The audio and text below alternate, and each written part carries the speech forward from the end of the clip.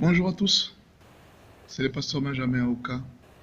Je suis pasteur au ministère de la repentance à Kinshasa.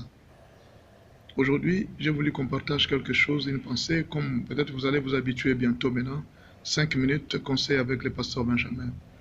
Juste aujourd'hui parler d'un thème très simple, comment se débarrasser de l'orgueil. D'abord, je vais commencer par vous parler de quelques conséquences de l'orgueil.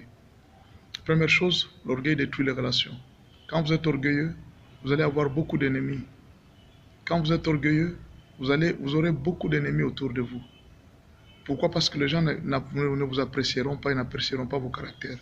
Surtout si ceux-là avec qui vous êtes en relation sont aussi orgueilleux comme vous ne saurez pas vivre avec eux. Et à cause de l'orgueil, vous allez perdre plusieurs relations. La première conséquence. La deuxième conséquence, tout orgueilleux est ennemi de Dieu. Parce que Dieu résiste aux orgueilleux. C'est-à-dire, quand tu deviens orgueilleux, tu deviens ennemi de Dieu. Et Dieu résiste aux orgueilleux. Et c'est une mauvaise chose d'être orgueilleux devant le Seigneur. Tu vas beaucoup souffrir à cause de l'orgueil parce que Dieu lui-même va te résister. Il va refuser à ce que tu puisses avancer. Il va refuser à ce que tu puisses aller de l'avant. Et c'est un obstacle que tu te fais toi-même. Troisième chose, un orgueilleux n'aime pas les conseils. Or, quand on n'aime pas les conseils, on n'avance pas dans la vie. On est bloqué. Et ce qui fait que les informations à sa tête seront diminuées parce que les gens ne lui donneront pas les informations.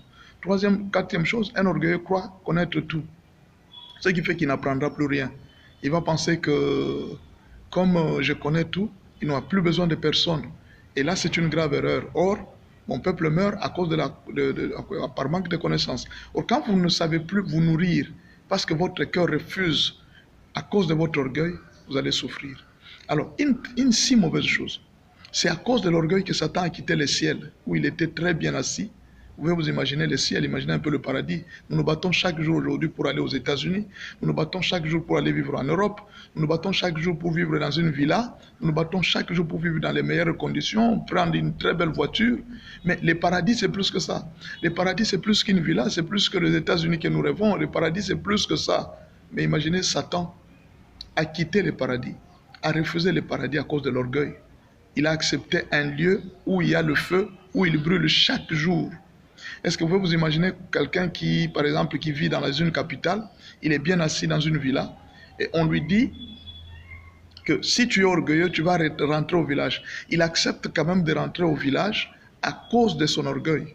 Vous pouvez vous imaginer, c'est ce que Satan a fait. Il a abandonné un beau lieu comme le paradis, un beau lieu comme le ciel, pour se contenter d'aller vivre en enfer, là où il y a le feu, là où il est obligé de brûler chaque jour à cause de l'orgueil.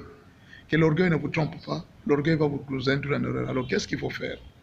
La première chose, tu dois choisir l'unité des mesures. L'unité des mesures de notre vie, c'est Jésus-Christ. Ce n'est pas ton voisin. Ce n'est pas celui avec qui vous avez étudié. Ce n'est pas celui qui est derrière vous. Ton unité des mesures, la personne avec qui tu dois te comparer, c'est le Seigneur Jésus-Christ. La deuxième chose, tu dois demander la force de vivre pour les autres. Un orgueilleux vit pour lui. Il ne veut pas que les autres réussissent. Tu dois demander à Dieu chaque jour de te donner la force de vivre pour les autres. Tu dois faire un effort de vivre pour les autres. Tu dois te sacrifier pour commencer à vivre pour les autres. C'est très important quand on se décide de vivre pour les autres. C'est très important. Demande à l'Esprit de Dieu de t'aider et tu vas te rendre compte que en vivant pour les autres, tu es en train en fait de gagner double. Et la troisième chose, en fait, quand on parle de vivre pour les autres, c'est-à-dire accepter d'être serviteur de tous. C'est ce que Jésus a dit. Et la troisième chose, troisième commandement pour vivre, pour vivre sans orgueil, c'est d'accepter de livrer sa vie, d'accepter d'aimer.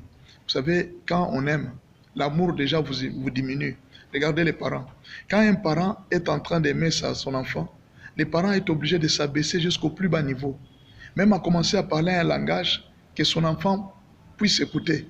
Vous voyez un peu, quand vous êtes parent, vous vous abaissez au plus bas niveau. Et c'est ce qu'il faut être dans la vie. Il faut accepter de s'abaisser au niveau des autres. Et qu'est-ce que la Bible dit?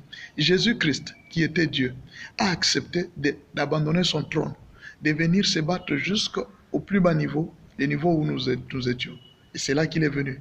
Alors vous aussi, vous pouvez accepter de vivre pour les autres. Vous pouvez accepter de vous sacrifier pour les autres. Et vous allez voir que de plus en plus, vous êtes en train d'apprendre à vivre l'humilité. L'humilité, c'est vivre en acceptant, en se sacrifiant pour les autres.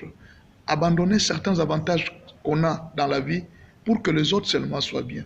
Voilà un peu ce que nous pouvons vous donner comme conseil pour aujourd'hui. Dans les 5 minutes avec le pasteur Benjamin, 5 minutes de conseils, voilà un peu ce qui est plus important pour nous. Que le Seigneur Dieu vous bénisse et que Dieu nous aide toujours à devenir plus humbles afin que nous puissions bénéficier de la gloire chaque jour. Au nom de Jésus-Christ. Soyez bénis. Au revoir. Merci.